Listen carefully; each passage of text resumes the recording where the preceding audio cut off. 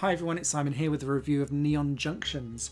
Neon Junctions is a puzzle game that's available on PlayStation 4, as you see on your screens, cross-buy with PlayStation Vita, so you get both if you just pay for one price, but also on PC, Nintendo Switch and Xbox One. I was intrigued because it's a first-person puzzle game and I really quite like those, even though my brain normally fades out before the end of a lot of them and I have to resort to walkthroughs to kind of get my brain over some of the humps.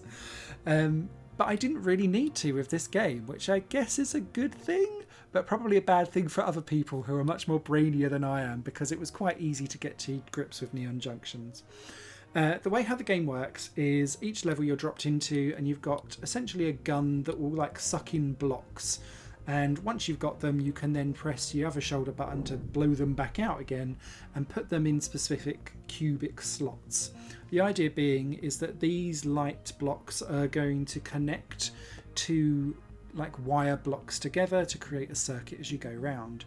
Gradually levels will become more complex and involve opening doors, moving and rotating rooms around, or like through moving and rotating lifts essentially, so that you can get to different platforms and then move around the levels.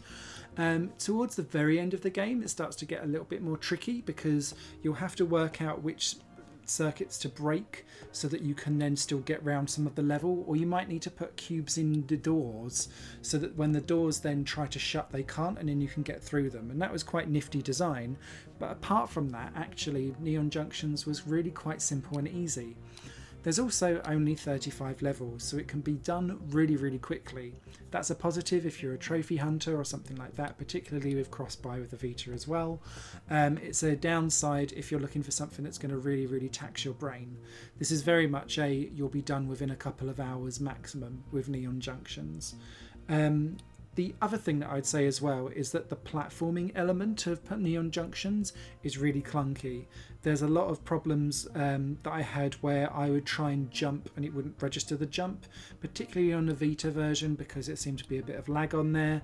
And then if you jump too early, then sometimes you wouldn't actually make it to the other sides, then you'd fall down, and then you'd feel like the game was actually at fault rather than you being crap at being a platformer, if that makes sense.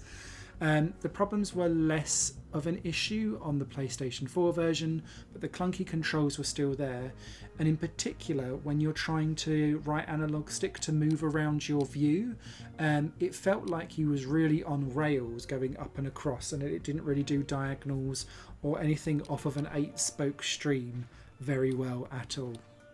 However, if you're looking for a cheap and easy platinum, or a puzzle game that's not really going to tax you and it's almost like an entry level to puzzle games, then Neon Junctions isn't too much of a bad bet, particularly as it's on sale at the moment for I think £1.69, which isn't too bad. It's a Ratalaika game, so you kind of know what you're getting with these. They're going to be simple to beat, easy platinum trophies, and good little bite-sized indie experiences, but occasionally they will throw out a gem. This isn't quite a gem from Neon Junctions, but it's definitely one of the better ones that's been out.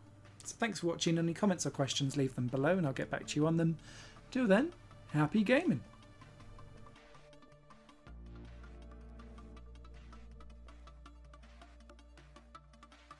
This channel is just one of my many projects that cover games, music and film. If you enjoy any of these and would consider supporting me to develop further in the future, you can do so by visiting patreon.com/Satorimon. Thank you for your time and for watching the video.